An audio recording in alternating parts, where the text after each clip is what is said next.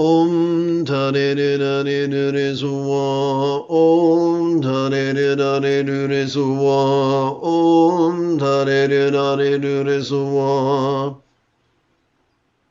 Om Tare Nare Nure Suwa, Om Tare Nare Nure Suwa, Om Tare Nare Nure Suwa. Om Dhani Nare Nure Suwa, Om Dhani Nare Nure Suwa, Om Dhani Nare Nure Suwa, Om Dhani Nare Nure Suwa, Om Dhani Nare Nure Suwa, Om Dhani Nare Nure Suwa. Om Dhani Nare Nure Suwa, Om Dhani Nare Nure Suwa, Om Dhani Nare Nure Suwa, Om Dhani Nare Nure Suwa, Om Dhani Nare Nure Suwa, Om Dhani Nare Nure Suwa. Om Dhani Nare Nure Suwa, Om Dhani Nare Nure Suwa, Om Dhani Nare Nure Suwa, Om Dhani Nare Nure Suwa, Om Dhani Nare Nure Suwa, Om Dhani Nare Nure Suwa.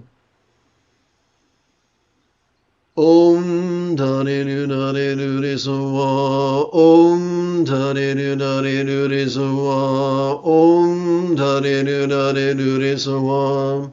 What is it that we passively watch? We watch whatever comes up, whether that which comes up is a perception, emotion, intention, a thought, a memory, or an imagining.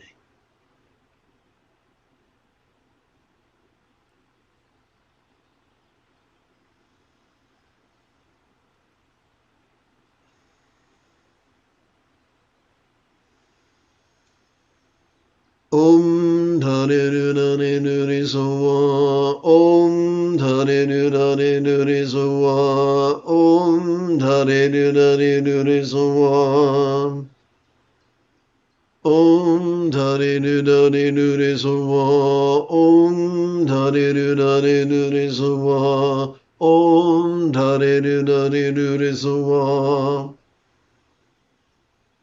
Om Dhani Nare Nure Suwa, Om Dhani Nare Nure Suwa, Om Dhani Nare Nure Suwa, Om Dhani Nare Nure Suwa, Om Dhani Nare Nure Suwa, Om Dhani Nare Nure Suwa.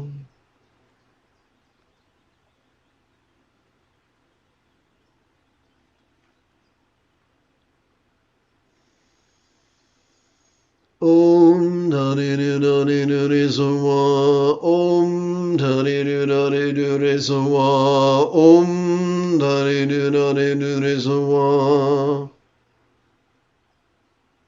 Om Dhani Nare Nure Suwa, Om Dhani Nare Nure Suwa, Om Dhani Nare Nure Suwa, Om Dhani Nare Nure Suwa, Om Dhani Nare Nure Suwa, Om Dhani Nare Nure Suwa,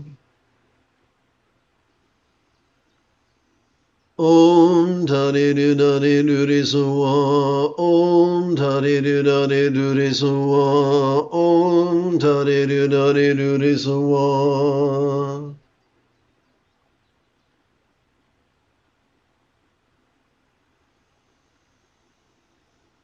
Om Dhani Nare Nure Suwa, Om Dhani Nare Nure Suwa, Om Dhani Nare Nure Suwa, Om Dhani Nare Nure Suwa, Om Dhani Nare Nure Suwa, Om Dhani Nare Nure Suwa.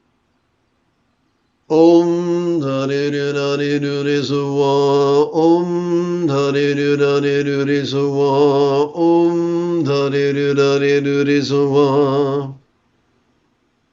Om Dhani Dhani Dhani Suwa. Om Dhani Dhani Dhani Suwa. Om Dhani Dhani Dhani Suwa. Om Dhani Dhani Dhani Suwa. Om Dhani Dhani Dhani Suwa. Om Dhani Dhani Dhani Suwa. Om Dhani Dhani Dhani Suwa. Om Dhani Dhani Dhani Suwa. Om Dhani Dhani Dhani Suwa.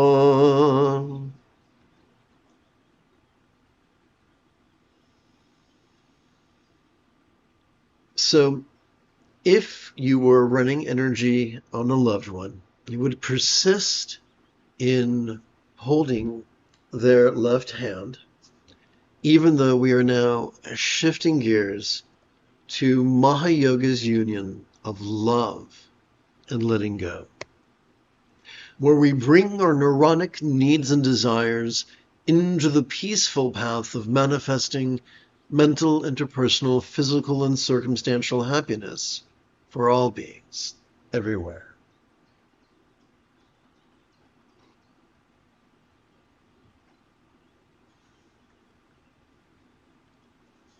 Since we're already wired for empathy and cooperation, let's practice mental wishing love. May each being's experience of the mental known be as peacefully wise as the mind of an archetypical Buddha symbolized by a bija seed syllable.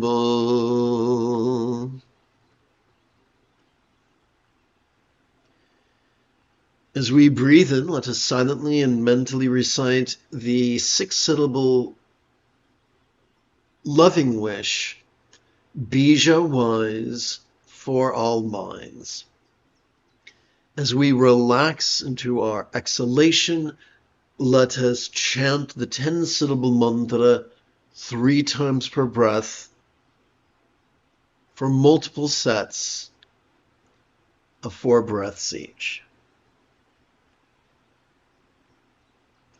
On second thought, for 1 set of 4 breaths each.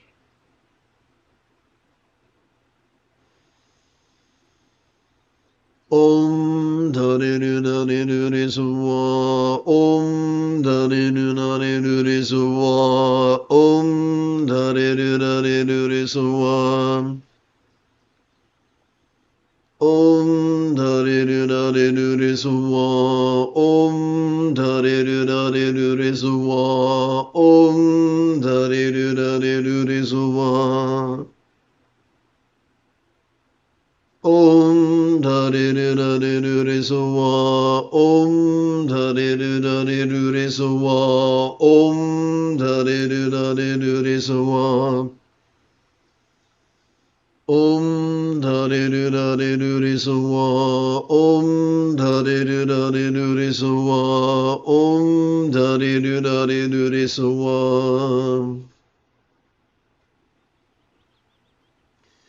Let's practice interpersonal wishing love. May each being's experience of the interpersonal be as joyfully loving as the speech of an archetypical Buddha symbolized by a mantra. Mantra love for all speech.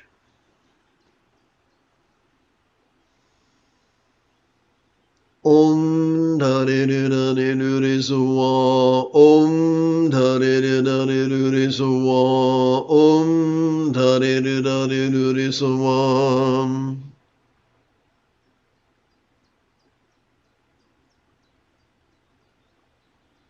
Om Dhani Nani Nuri Suwa Om Dhani Nani Nuri Suwa Om Dhani Nani Nuri Suwa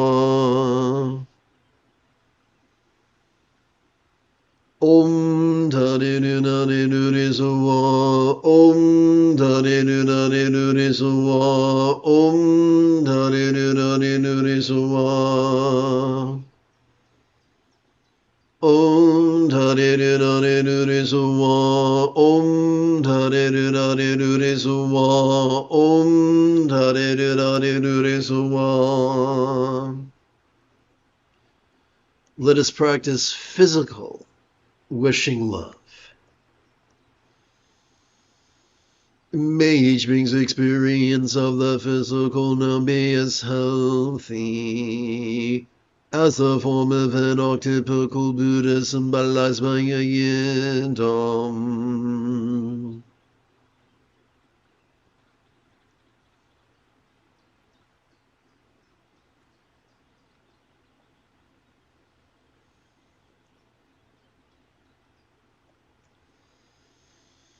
Yadam health for all forms. Om Dare Du Dare Du Re Sowa. Om Dare Du Dare Du Re Sowa. Om Dare Du Dare Du Re Sowa. Om Dare Du Dare Du Re Sowa. Om Dare Du Dare Du Re Sowa. Om Dare Du Dare Du Re Sowa. Om Dare Du Dare Du Re Sowa. Om Dare Du Dare Du Re Sowa. Om Dare Du Dare Du Re Sowa. Om Dare Du Dare Du Re Sowa. Om Dare Du Dare Du Re Sowa. Om Dare Du Dare Du Re Sowa.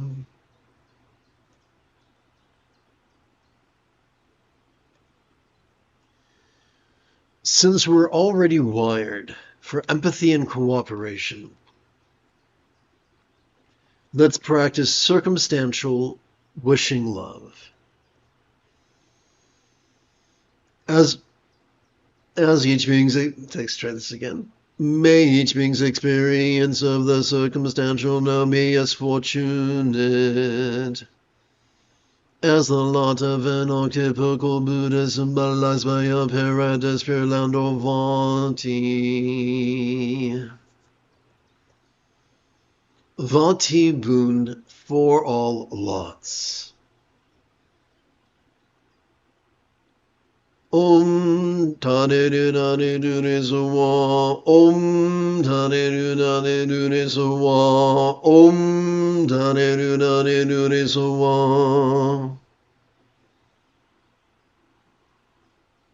Om Tane Du Dane Du Re Sowa. Om Tane Du Dane Du Re Sowa. Om Tane Du Dane Du Re Sowa. Om Dare Du Dare Du Re Sowa. Om Dare Du Dare Du Re Sowa. Om Dare Du Dare Du Re Sowa. Om Dare Du Dare Du Re Sowa. Om Dare Du Dare Du Re Sowa. Om Dare Du Dare Du Re Sowa. Having sat for the better part of an hour, we might find it refreshing if we performed spiritual squat thrusts after reviewing bodhicitta and refuge. In our compassion, may we long to free our beings from the toxic tyranny of dread, desire, and delusion, metaphorically known as the three mental poisons. In our pragmatism, may our liberation of all others be fueled by our mastery of the three wish-fulfilling jewels of following the Buddha's example, applying his instructions, and cooperating with his students.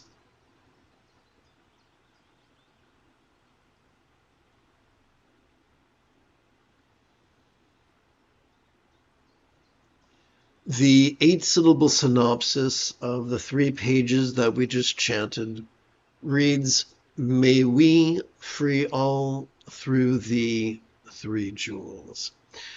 If you wish to join me in 3 repetitions of spiritual squat thrusts, you are welcome to. Bear with me while I swing the camera around.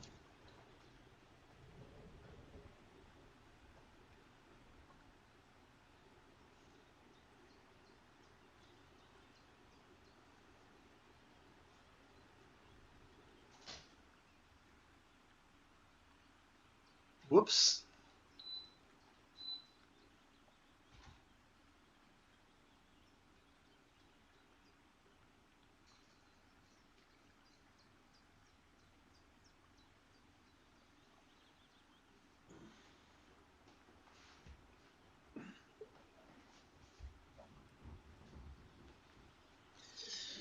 Oh.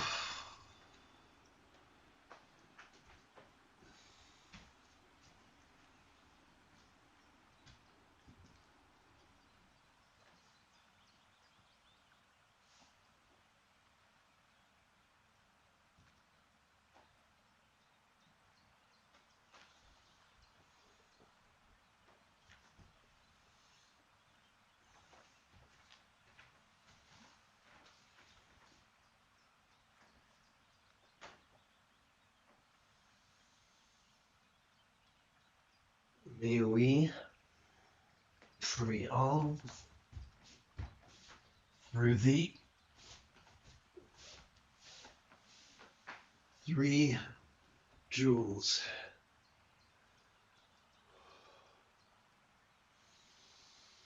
May we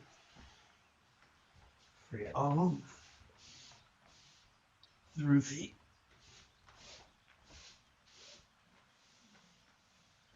3 jewels. May we free all through the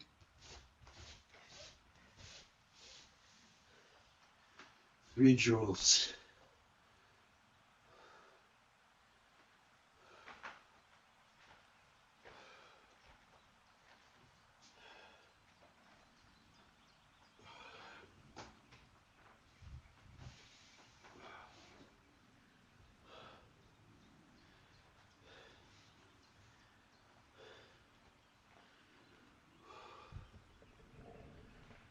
Whew.